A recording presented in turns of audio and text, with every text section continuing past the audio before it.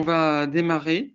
Donc, ce que je vous propose, je vais nous introduire. Donc, déjà, je vous remercie. On vous remercie de votre présence pour ce webinaire dédié à la problématique d'analyse statistique. Donc, je suis Arthur Pivot, ingénieur commercial chez BIPP Consulting. Et aujourd'hui, je vais être accompagné de Chloé Magnin qui assurera la présentation. Donc, à l'issue de cette présentation de Chloé, nous pourrons répondre à vos éventuelles questions sur cette problématique d'analyse de données. Et avant de lui donner la parole, je vous propose de vous présenter rapidement la société BIPP Consulting. Donc, je vais démarrer. Alors, je ne sais pas si on voit par contre l'écran de présentation. Ah voilà, qui est là. Donc, effectivement, en termes de contenu, il y aura 4 parties. Donc, la présentation de la société, la partie donc Data Science, Data IQ DSS et puis la partie démonstration. Donc, pour la partie présentation de la société, je vais donc intervenir. Hop. Donc, si on peut passer la slide suivante. Donc, BIPP Consulting est une société de conseil et services spécialisés dans les domaines du pilotage de la performance. Donc, nous sommes présents aujourd'hui sur ce marché depuis une douzaine d'années et on est basé sur Lyon avec une forte présence sur le quart sud-est de la France. Donc, on intervient aussi sur des prestations de conseil, d'assistance technique, d'engagement forfaitaire, de coaching, de formation et de support. Aujourd'hui, on intervient sur 4 domaines autour de la problématique de gestion des données. Le premier, c'est celui que vous voyez tout en bas, le data management.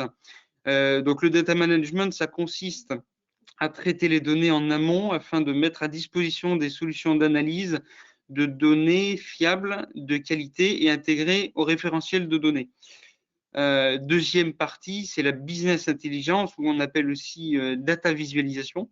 Data visualisation qui a pour objectif de restituer les données du passé au travers de tableaux de bord dynamiques et de permettre aux utilisateurs d'exploiter la donnée à des fins d'analyse. Nous sommes intégrateurs des principales solutions du marché, donc qui sont Power BI, Qlik, Tableau et Digdash. On a ensuite la troisième partie, donc EPM pour Enterprise Performance Management. Donc l'EPM répond à des problématiques de planification et de simulation. Ces solutions sont parfaitement adaptées aux besoins de la finance pour optimiser le processus budgétaire, donc à savoir tout ce qui est saisie du budget, consolidation, réaffectation du budget, simulation et versionning. Le PM répond également aux problématiques de simulation de masse salariale, de planification de production, ce qu'on appelle SNOP. Et puis la dernière partie qui aujourd'hui va nous intéresser, évidemment, c'est la data science. Donc data science qui consiste à utiliser les algorithmes statistiques pour exploiter des données et anticiper une vision de l'activité. Donc si on résume, on avait la business intelligence qui permet de voir le passé, l'EPM qui permet de voir l'existant aujourd'hui et la data science qui permet de se projeter et d'analyser le futur. Están montando, han terminado la estantería de la mesa y están con la cama. Vale, Alors, excusez-moi, je n'ai pas compris.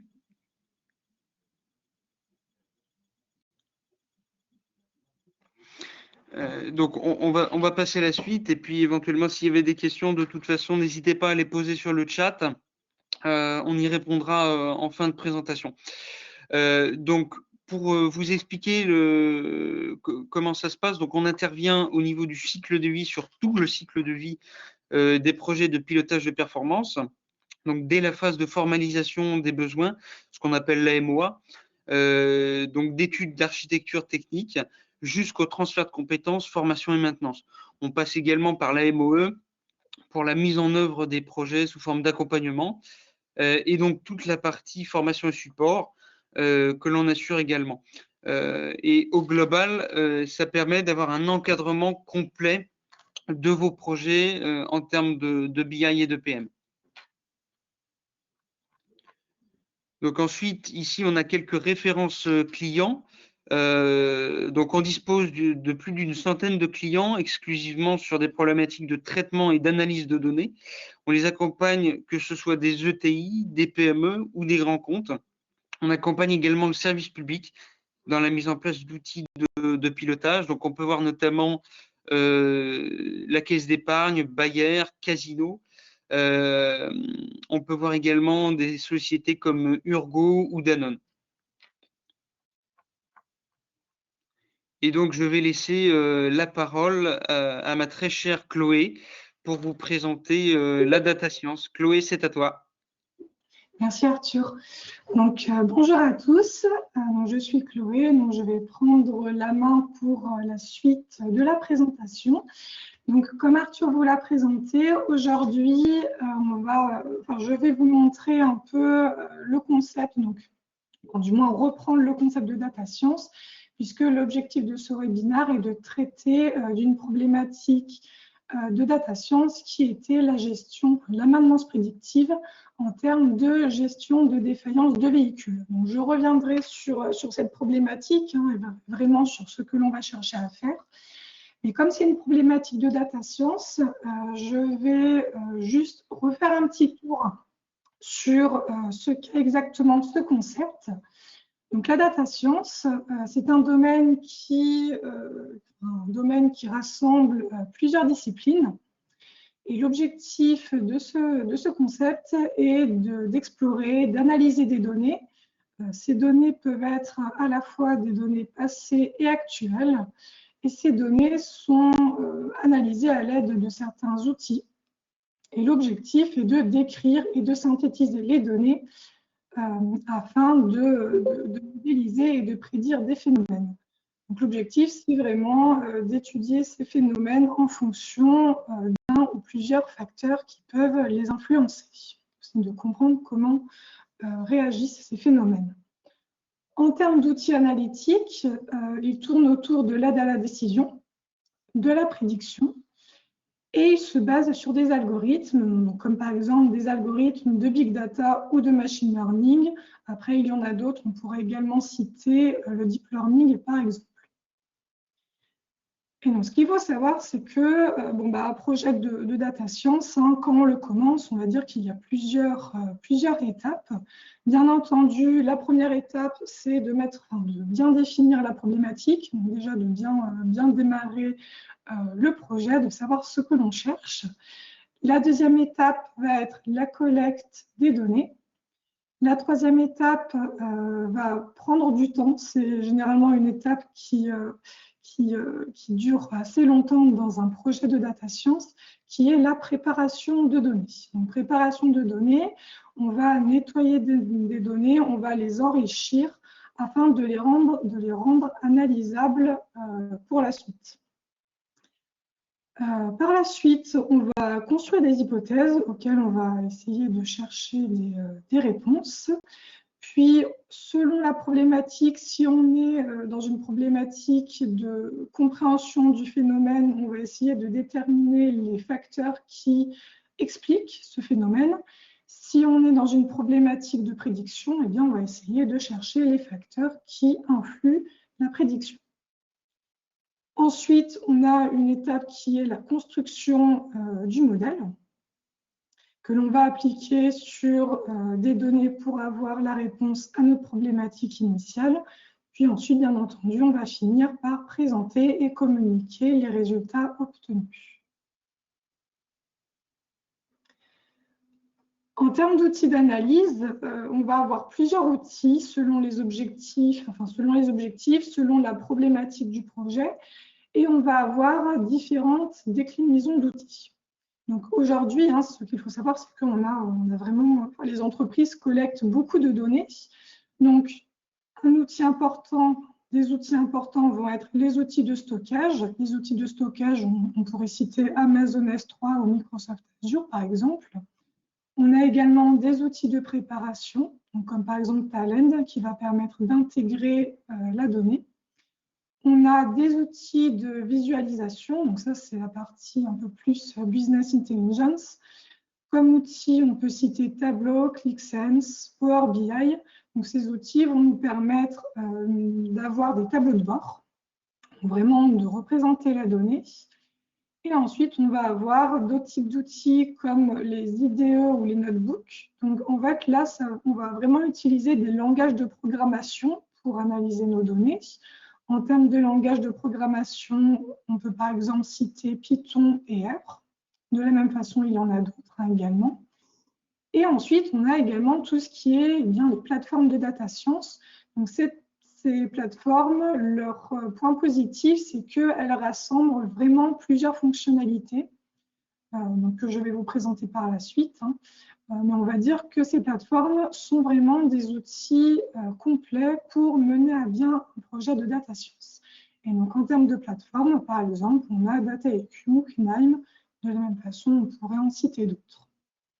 Donc aujourd'hui, ce qu'il faut savoir, c'est qu'on a choisi DataIQ parmi les outils. Bien entendu, on aurait pu en choisir d'autres, mais cette solution, on l'a trouvée assez intéressante à présenter pour mener à bien un projet de data science. En termes d'application, la data science, en fait, on va la retrouver de partout. On va vraiment la retrouver dans beaucoup de secteurs, au niveau de beaucoup de problématiques. On va la retrouver par exemple dans le secteur de la distribution. En termes de problématiques, on pourrait par exemple avoir la prévision des ventes ou rechercher à comprendre le comportement client. On peut également avoir des problématiques qui tournent autour de la santé, donc, par exemple tout ce qui est le diagnostic de maladie ou le suivi de patients post-intervention. Également dans le domaine de l'industrie en termes de maintenance prédictive ou de traitement d'image. Et donc, vous voyez que j'ai mis aussi les domaines banque, assurance, ressources humaines et agronomie. Donc, vraiment, la data science aujourd'hui, on peut la retrouver dans n'importe quel domaine.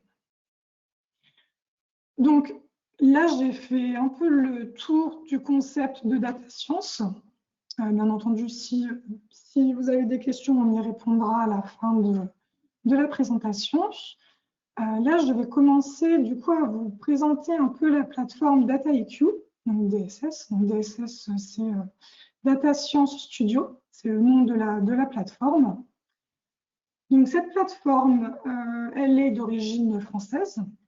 Elle a été créée en 2013 à Paris et actuellement, eh bien, cette plateforme, elle a beaucoup évolué, elle s'est même bien développée. Et actuellement, son siège est à New York et elle dispose de bureaux à Paris, à Londres, à Singapour et à Sydney.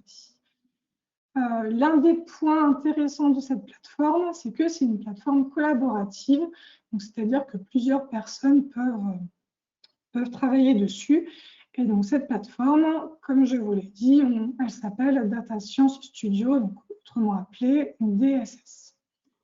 En termes d'utilisateurs, cette plateforme va plus être pour l'équipe data, car elle dispose, donc lorsque vous voulez mettre en place un projet de data science, on va avoir besoin quand même de bien préparer la donnée, de définir un modèle de données, de définir des algorithmes, et en fait, on va quand même avoir besoin de connaissances dans le domaine de la data pour mettre en place cette solution. Donc, cette solution, en fait, elle est utilisée dans plusieurs secteurs, comme la santé, l'assurance, la banque, l'industrie pharmaceutique, les transports, le média, l'automobile. Et elle permet de répondre également à plusieurs problématiques comme la visualisation de données, l'analyse prédictive, l'analyse marketing et d'autres problématiques.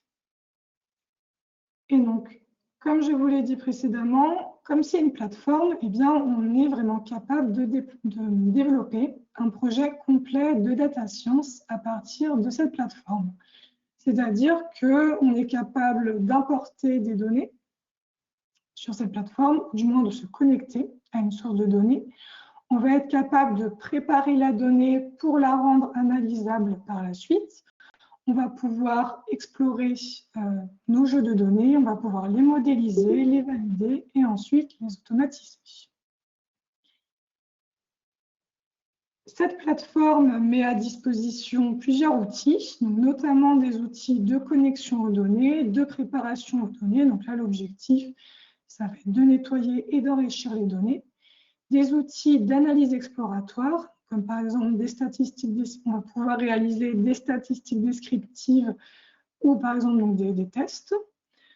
Elle fournit également des outils de visualisation, des outils de machine learning, de deep learning, donc tous les algorithmes de data science, et elle fournit également des outils de création de tableaux de bord. Et donc ces différents outils, vous verrez quand on passera à la solution, à la plateforme, en fait, elles sont appelées des recettes. Ces recettes, elles vont nous permettre de manipuler nos jeux de données, de les modéliser, etc.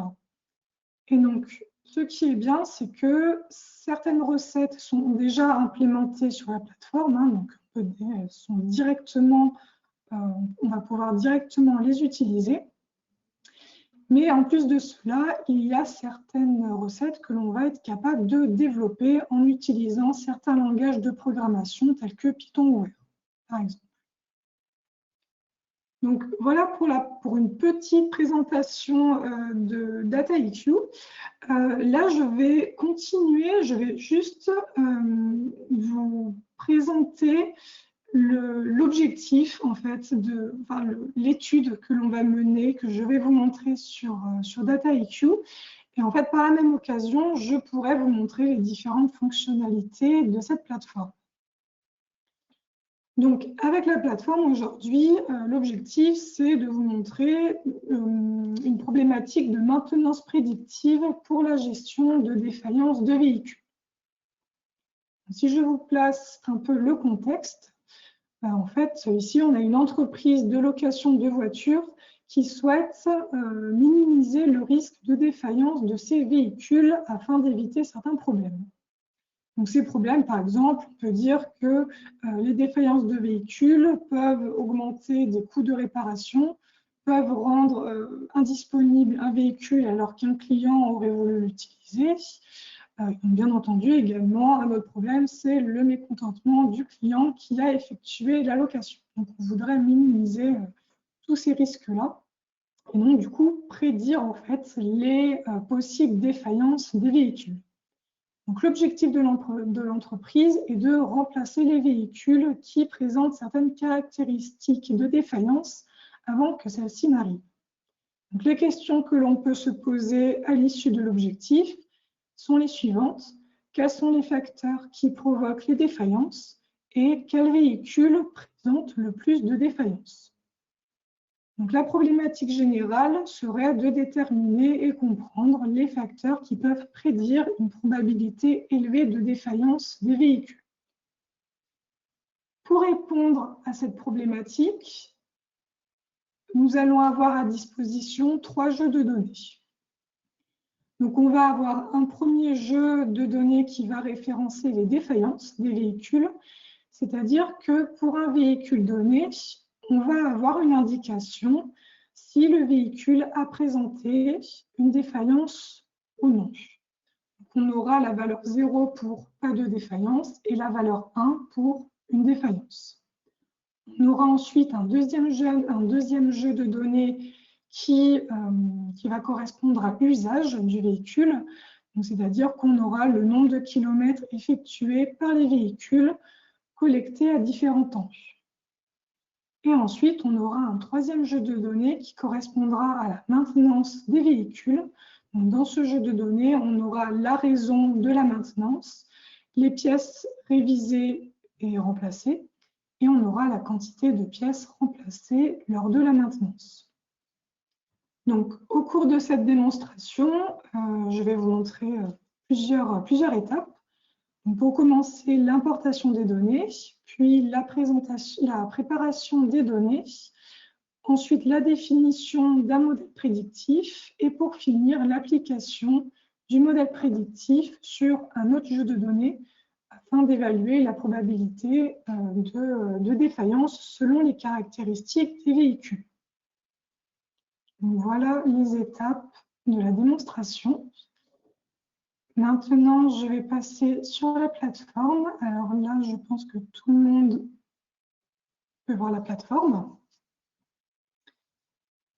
Donc, lorsque vous êtes sur la première page de la plateforme, en fait, vous avez plusieurs items.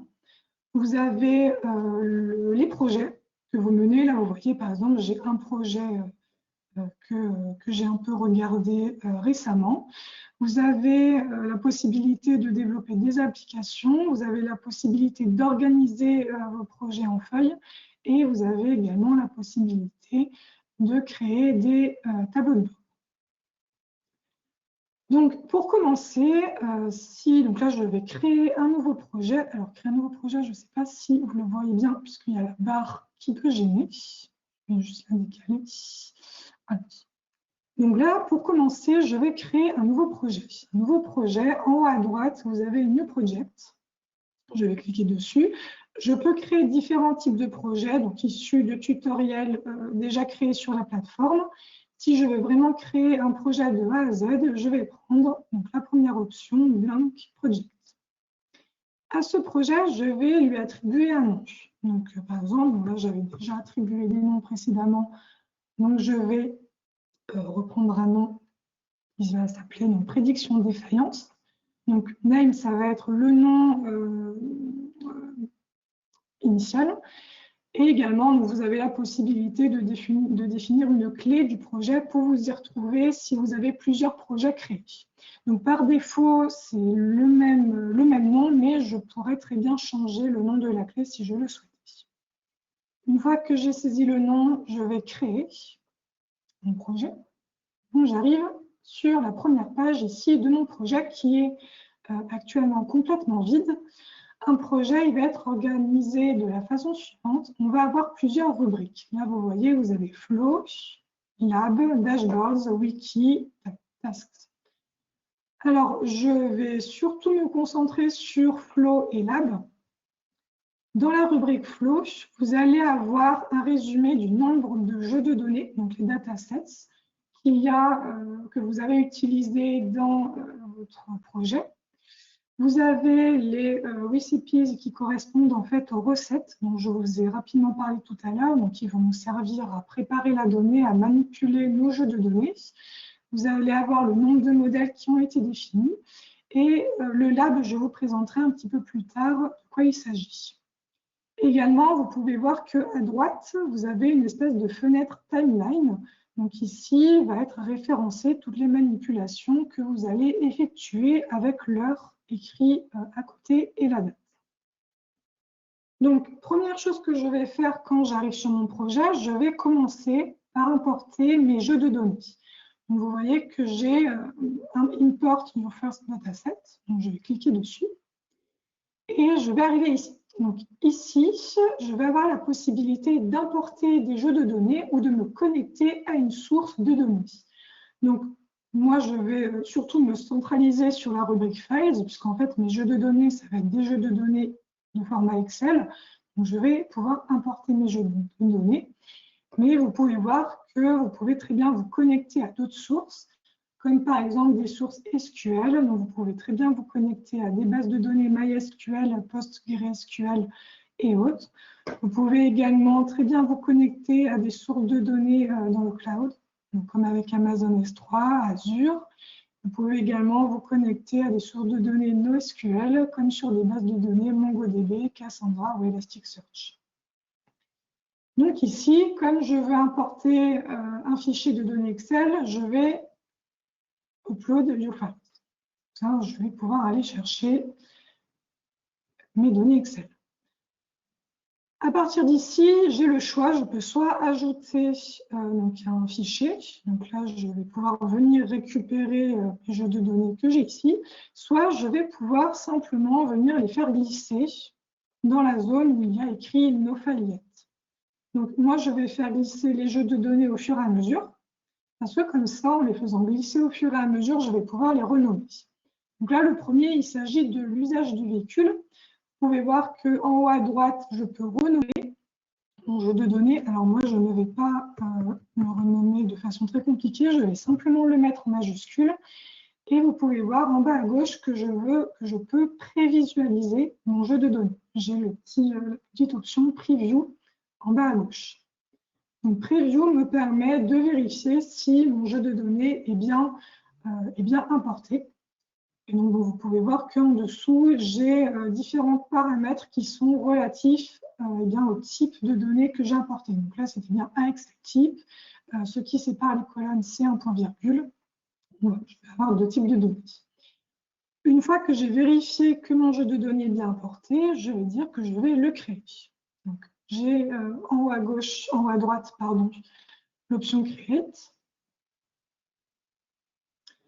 Et donc là, voilà, mon jeu de données est bien importé dans DataIQ. Donc, je reviendrai dessus, je vais finir d'importer les autres. Quand je suis ici, pour continuer à importer mes jeux de données, vous pouvez voir qu'en haut à gauche, j'ai le nom du projet. Et en fait, juste à côté, j'ai une espèce d'icône de relation. Et en fait, dans la liste, j'ai Datasets. Donc, si je clique ici, je vais avoir la liste de tous les jeux de données que j'utilise, que j'ai importés dans DataIQ pour ce projet. Donc, vous pouvez voir que en haut à droite, j'ai nos datasets. Donc là, en fait, je vais pouvoir continuer à aller chercher mes autres jeux de données. Donc ici, je retrouve les différentes options d'importation de connexion. Moi, je vais toujours prendre la même, hein, donc la première, Upload Your Files. Et je vais de nouveau importer le deuxième jeu de données maintenance. Pareil, je vais juste le mettre en majuscule. Je vais le prévisualiser. Normalement, il ne devrait pas y avoir de souci et je vais le créer. Et je vais faire la même chose pour le troisième. Donc, je vais retourner dans Datasets, New Datasets, Upload Your Files. Et je vais récupérer Failure. Donc, Failure, c'est mon fichier qui va référencer si le véhicule a eu une défaillance ou non. Voilà. Donc là, vous pouvez voir que j'ai bien importé mes 3 jeux de données de base. Donc, usage, si je clique dessus, hein, vous voyez que je l'ai bien en visuel. Première chose que je vais faire, en fait, c'est vérifier si mes données ont bien été importées dans le bon type. En fait, des données, on a différents types. On va avoir, par exemple, des données de type caractère, des données de type chiffre. Donc, bon, là, en fait, l'asset, par exemple, va correspondre à l'identifiant du véhicule. Donc, en fait, ici, dans ce fichier, dans ce jeu de données, vous pouvez voir que l'identifiant est répété plusieurs fois. Donc là, asset time use, en fait, on va appeler ça des variables. Donc, comme je vous l'ai dit, on a 3 variables. Donc, on a asset qui est l'identifiant de la voiture. On a time qui est le temps auquel le nombre de kilomètres a été collecté. Et on a use qui correspond au nombre de kilomètres. Donc, moi, la première chose que je vais vérifier, c'est est-ce que mes données ont bien été importées dans le bon type.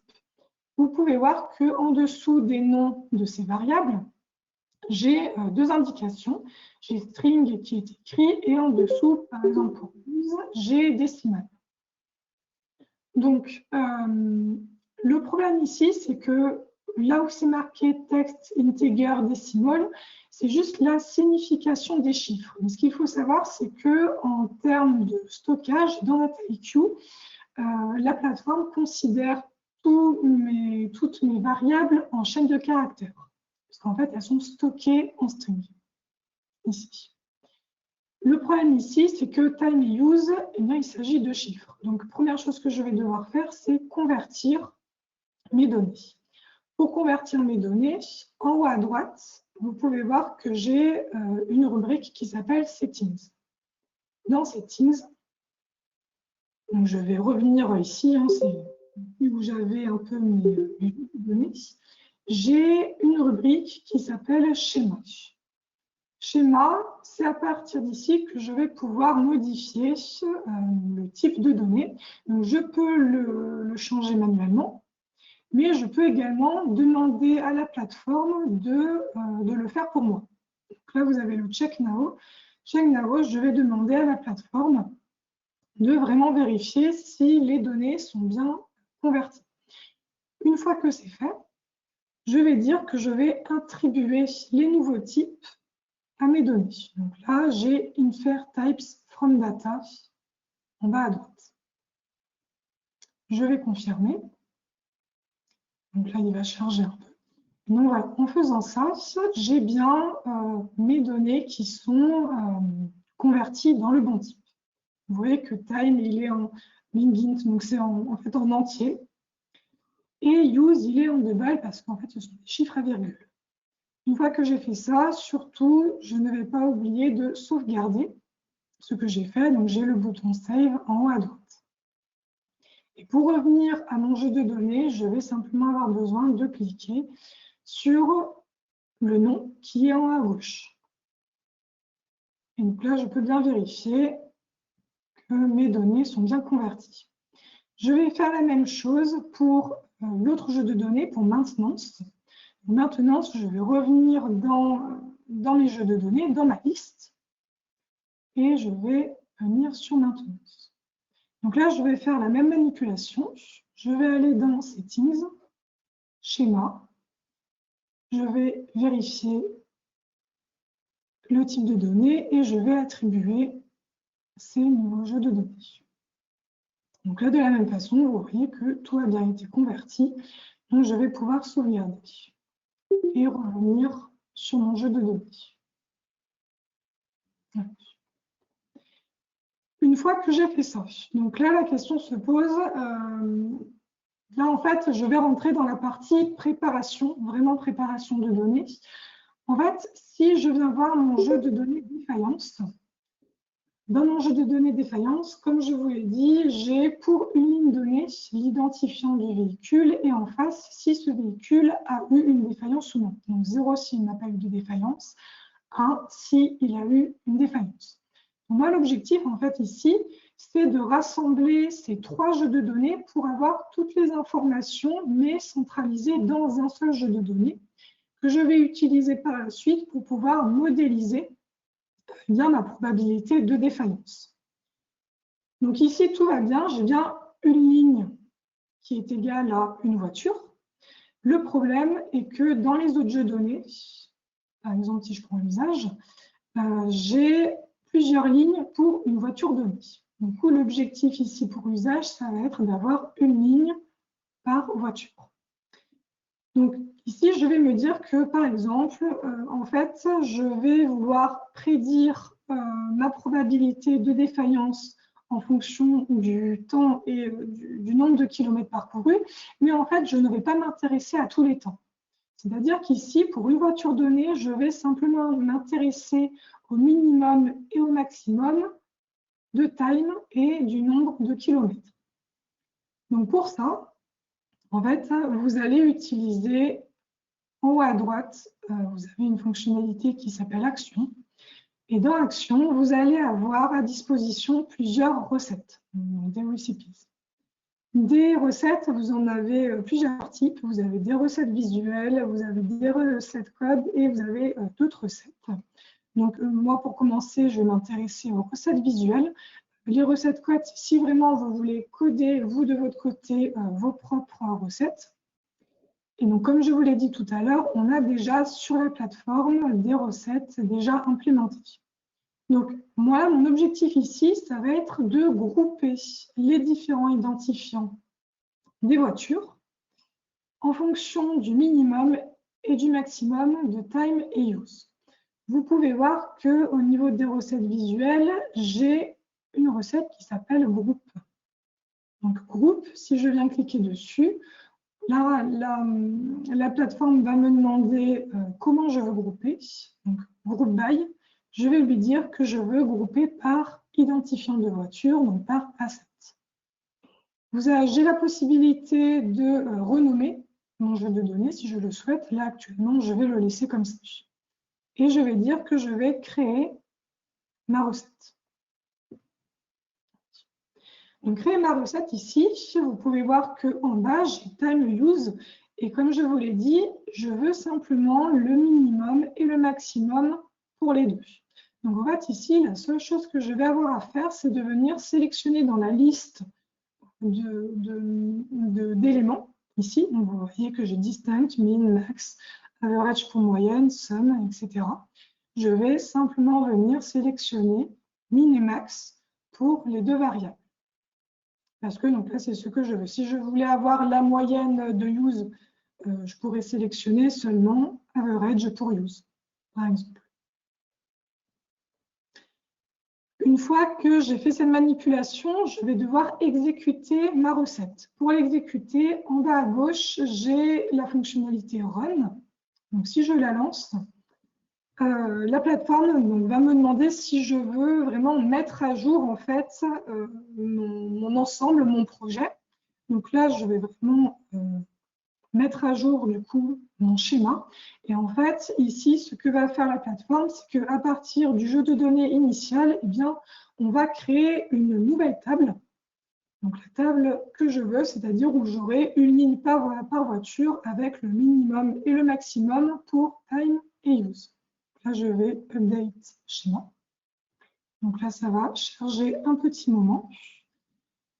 Si la recette a bien fonctionné, ben vous aurez job succeeding et vous allez pouvoir explorer votre jeu de données. Donc là, vous voyez que j'ai Explore Dataset Usage by Asset.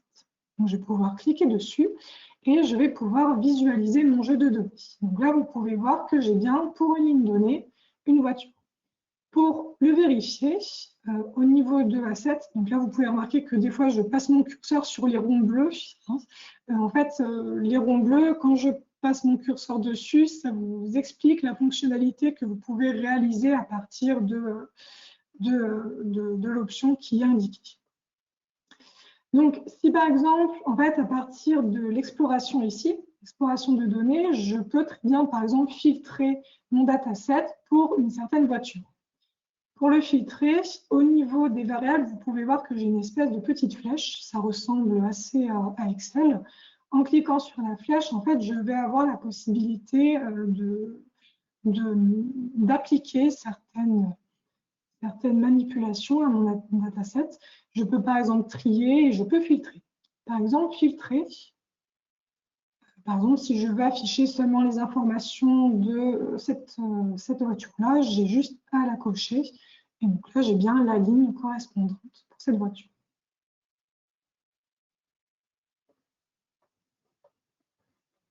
Je vais y arriver. Ça, c'est un peu embêtant.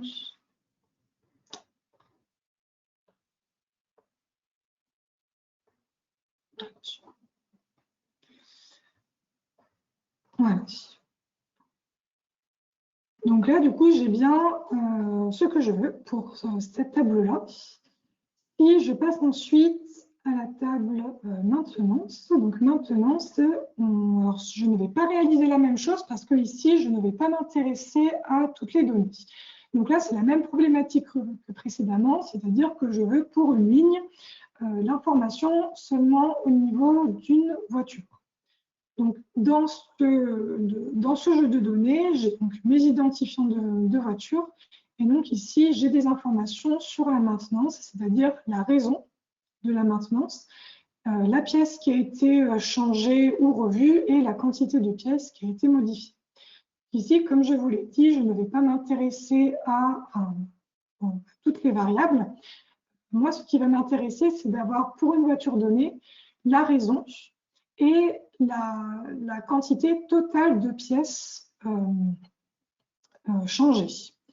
Donc en fait, ce que je vais faire ici, ça va être une manipulation un peu particulière. Mes raisons qui sont actuellement en ligne, je vais les mettre en fait en colonne. C'est-à-dire que comme cela, pour une voiture donnée, pour chaque raison, par exemple pour R417, R707 ou R565, eh bien je vais avoir la somme, la quantité totale de pièces modifiées. Donc, en termes de manipulation, en fait, on va dire que l'on va pivoter les données. C'est-à-dire, on va transformer des données qui sont en ligne, on va les mettre en colonne. Donc, pour faire ça, je vais revenir au niveau de action en haut à droite. Et ici, dans la liste des recettes visuelles, j'ai pivot. Pivot, je vais dire que ma table maintenance, je veux la pivoter par raison. Je vais garder le nom initial et je vais créer ma recette. Donc ici, je veux bien une colonne par nom de raison. Je vais dire qu'au niveau des valeurs, je veux vraiment toutes les raisons, parce que sinon, il va se bloquer à 20 informations. En bas à gauche, vous voyez, vous avez Row Identifiers. Donc là, mes identifiants de ligne, ça va être toujours mes identifiants de voiture. Donc, Add New Column, si je clique dessus, je vais avoir Asset. Donc, je vais sélectionner Asset.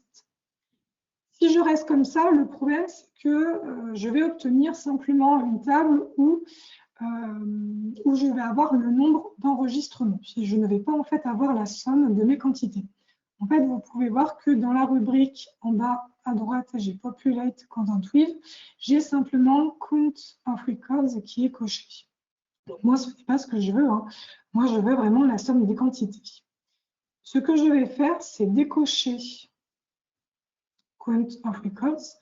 Et juste en dessous, je vais avoir la possibilité de sélectionner Quantity. Là, vous voyez que est affiché Count Quantity, sauf que moi, je ne veux pas compter le nombre de quantités, je veux la sommer. Pour la sommer, vous voyez que j'ai une petite flèche juste à gauche de Count, donc je vais cliquer dessus. Et en fait, à l'endroit où c'est écrit Count, je vais avoir la possibilité de venir récupérer Sum. Vous voyez que je peux récupérer plusieurs types d'opérations. Là, comme ça, j'ai bien la somme de mes quantités. Et une fois que j'ai fait ça, et bien de nouveau, je vais exécuter ma recette. Donc là, ça va charger.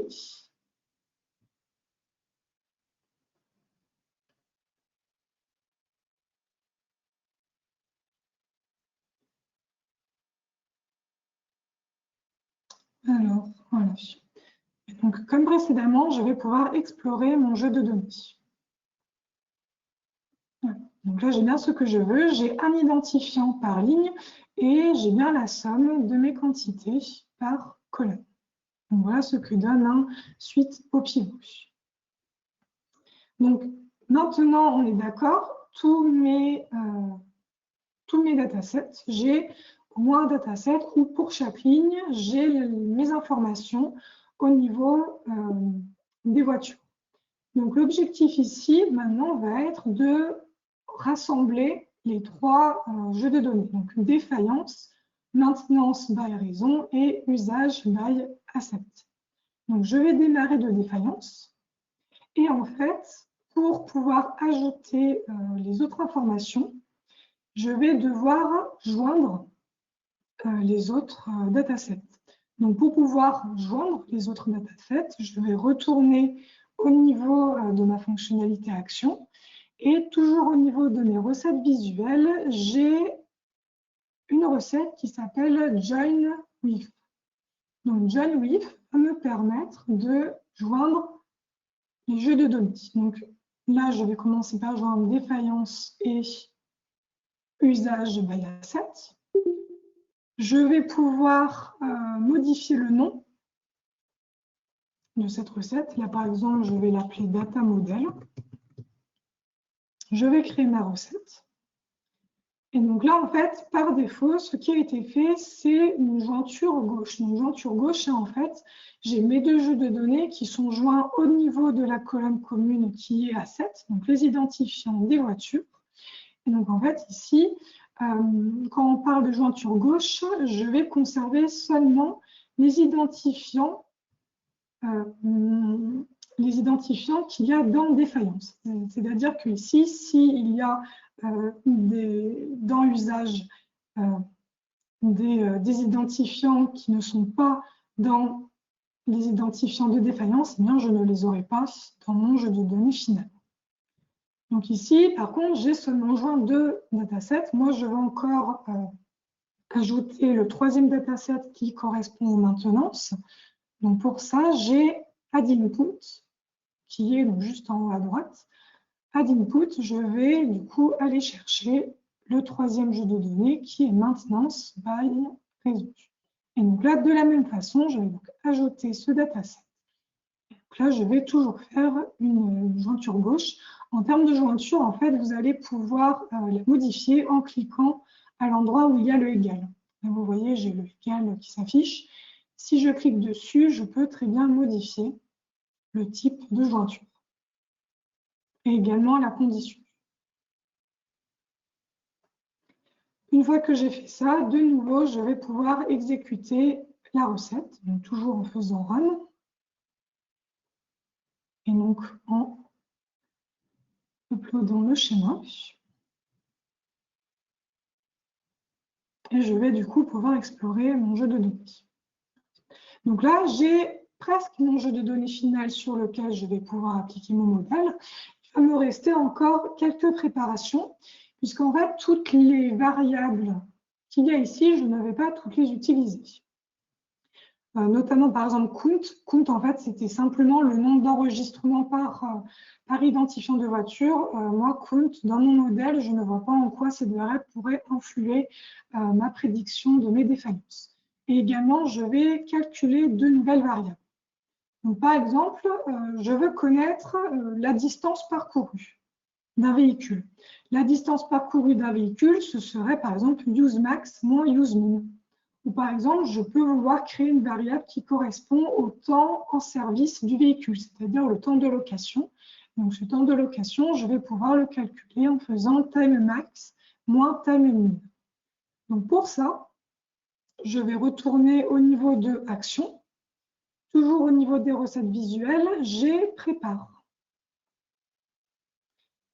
Là, je vais le laisser comme ça, data model prepared, create this. Et donc ici, en fait, dans cette recette-là, je vais ajouter des étapes de préparation. Vous pouvez voir en bas à gauche que j'ai add new step. Donc, je vais déjà commencer par calculer la distance totale parcourue par un véhicule. Donc, je vais cliquer sur add new step. Ici, la plateforme va me proposer différentes manipulations. Et en fait, lorsque je veux calculer quelque chose, je vais utiliser l'option formula. Vous pouvez voir également que chaque manipulation sont référencées par groupe. Le groupe, vous les avez en haut à gauche. Et donc, en fait, toutes ces manipulations, ce sont des librairies internes à la plateforme. Moi, je vais utiliser formula. Et ici, première chose que j'ai à faire, c'est à indiquer le nouveau nom de ma colonne. Donc, je vais l'appeler distance parcourue. Et juste en dessous, dans la zone expression, je vais simplement avoir besoin de marquer le calcul que je veux faire. Donc, use max moins use min. Une fois que j'ai écrit, je vais l'éditer pour vérifier si ça a bien fonctionné. Donc là, voilà, je vois que ça a bien fonctionné, que la différence a été effectuée. Je vais le sauvegarder. Là, vous pouvez voir qu'en haut, j'ai save. Donc là, vous pouvez voir que ma colonne a bien été ajoutée. Je vais faire la même chose pour mon temps en service. Donc mon temps en service, je vais de nouveau faire add new step, formula.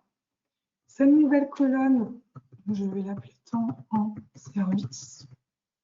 Et temps en service, ce sera time max moins time min, que je vais de nouveau éditer. Donc, qui va s'ajouter également, que je vais sauvegarder. Et donc là, voilà, j'ai bien mes deux colonnes que je souhaite. Également, donc là, c'est vraiment pour vous montrer jusqu'où on peut aller avec la plateforme. Vous pouvez voir que pour mes colonnes qui correspondent aux raisons de maintenance, j'ai des cellules vides. Et j'ai d'autres, bien entendu, qui sont remplies par la somme des quantités que je viens de calculer précédemment. Moi, en fait, je n'aime pas avoir de colonnes vides. En fait, je ne sais pas trop comment mon modèle va les prendre en compte. Du coup, au lieu d'avoir des cellules vides, pardon, je vais mettre 0 à la place de ces cellules vides. Donc, pour ça, en fait, on a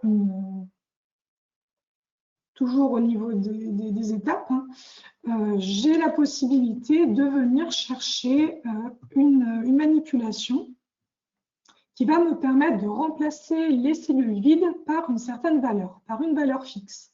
Donc ici, c'est File Empty Cells with Fixed Value. Je vais sélectionner. Et donc là, vous allez voir, c'est un peu particulier, c'est juste pour vous montrer jusqu'où on peut aller. Là, vous remarquez que vos colonnes raisons, en fait, il y a juste deux, trois petites choses qui changent dans le nom de la variable. Vous voyez que chaque colonne commence par un R. Ensuite, il y a un chiffre qui est différent en fonction des différentes variables. Et ensuite, vous avez toujours un underscore quantity underscore sum. Donc, en fait, ici, on peut dire que je ne vais pas faire colonne par colonne pour remplacer les cellules vides par 0, mais je vais dire que je vais définir un pattern. Un pattern, en fait, je vais devoir indiquer à la plateforme quel type de modèle, en fait, de pattern va correspondre bien aux variables où je veux appliquer cette manipulation, donc c'est-à-dire le remplacement des cellules vides par 0. Donc là, en fait, c'est un petit peu particulier. On va utiliser ce que l'on appelle une expression régulière. Si vous avez des questions pour plus tard, j'y répondrai. Là, je vous montre juste que ça existe. Quand même vous expliquer un peu. Là, en fait, en écrivant ce pattern, je dis simplement que je cherche mes noms de variables qui commencent par un R. Donc là, le chapeau, ça veut dire commence. Puis, après le R, je vais avoir une suite d'éléments, peu importe le nombre. Et ensuite, je vais avoir un underscore, quantity underscore sum. Et en fait, le nombre de variables doit finir par sum. Du coup, en fait, il va me prendre toutes ces variables-là. Et la dernière chose que je vais avoir besoin de faire, c'est simplement à dire que la valeur, les cellules vides prendront 0. Donc là, si je reclique dans la zone dessus, vous allez voir que mes données vont être mises à jour et donc du coup, je vais bien avoir mes cellules vides qui vont être remplacées par 0. Donc là, j'ai presque fini ma préparation. Je vais juste supprimer certaines variables qui ne m'intéressent pas et en renommer d'autres. Je vais supprimer time min, time height, time max et count qui ne m'intéressent pas. Pour supprimer ici, ça va être très simple. Je pourrais très bien ajouter une autre étape, mais il y a une autre façon de faire beaucoup plus rapide. En venant cliquer simplement au niveau de la flèche, au niveau des noms de variables. Et vous voyez, je viens cliquer, j'ai delete. Là, je vais effacer, je vais également effacer time max et également count. Je vais également effacer useMax et je vais renommer useMin. useMin, pour la renommer, comme pour delete, en fait, juste en dessous, vous voyez, j'ai rename qui me permet de renommer une variable. Donc là, je vais l'appeler distance initiale. Une fois que j'ai fait ça, vous pouvez voir que toutes les manipulations que je viens de faire s'ajoutent au niveau des étapes à gauche. Une fois que j'ai fait ça, je vais pouvoir exécuter ma préparation.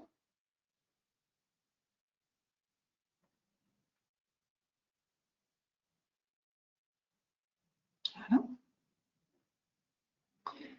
Et donc maintenant que j'ai toutes mes variables que je souhaitais, je vais pouvoir enfin appliquer mon modèle. Donc appliquer mon modèle, ça va toujours se passer au niveau de la rubrique action. Et ici, je vais utiliser le lab. Donc le lab, en fait, c'est le laboratoire qui va vous permettre en fait, de tester vos modèles. Donc je vais cliquer sur le lab. Et donc, en fait, à partir de ce laboratoire, je vais pouvoir définir différents types de modèles. Vous voyez que j'ai AutoML prédiction, donc c'est pour Auto Machine Learning prédiction. J'ai Deep Learning prédiction, AutoML clustering. Donc, nous, ici, on est d'accord, on est dans une problématique de prédiction où on souhaite prédire les défaillances des véhicules. Donc, moi, je vais rester sur mon AutoML prédiction. Je vais cliquer dessus. Quand je suis sur une prédiction, on cherche vraiment à définir la prédiction au niveau d'une variable, à prédire une variable donnée. Donc, dans ma liste de toutes mes variables, la plateforme me demande quelle variable je veux prédire. Ici, la variable que je veux prédire, c'est failure bin, qui correspond, donc qui contient 0 ou 1 si le véhicule présente une défaillance ou non. Et ensuite, la plateforme vous propose différentes façons de produire un modèle. Donc, vous avez la proposition de prototype déjà fait. En fait, vous avez deux rubriques. Vous avez AutoML, où c'est vraiment la plateforme qui va vous proposer des modèles, ou vous avez également le mode expert, où c'est vraiment vous qui allez pouvoir choisir le modèle et les différents paramètres relatifs à ce modèle. Donc, moi, pour cette présentation, je vais rester sur des modèles rapides. Je vous montrerai quand même qu'à partir de ces modèles rapides, vous allez pouvoir les personnaliser et modifier certains paramètres. Moi, je vais rester sur le Quick Prototypes que je vais créer. Vous voyez en bas à droite, hein, j'ai le créé au niveau du modèle. Donc ici, il me dit que ma variable cible, c'est donc figure bin. Il me dit qu'il a trouvé deux algorithmes qui peuvent répondre bien, à ma problématique. Donc je vais faire train.